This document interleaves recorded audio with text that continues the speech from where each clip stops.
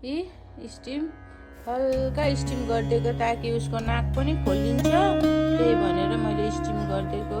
पनि खाएको छैन आज, हिजोदेखि बुबु पनि खाएको छैन। अनि एडोनाईलाई छारो छारो छारो छारो भयो सर्दीले।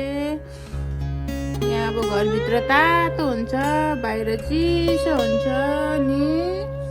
एडोनाई यहाँ नि एडोनाई स्टिम गर्दैछ है एडोनाईले स्टिम। उता भाप ल्याऊ, भाप भाप।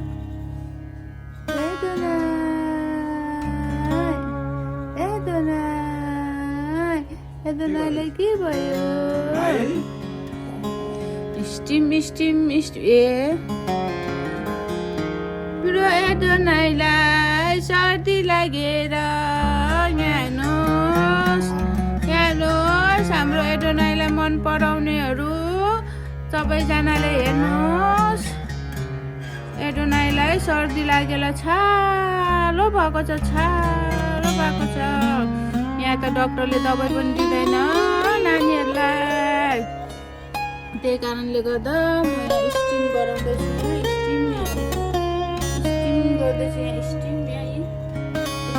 हल्का स्टिम गर्दैछु म।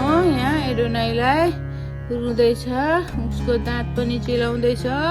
बुबु पनि खाएको छैन एडोनाईले।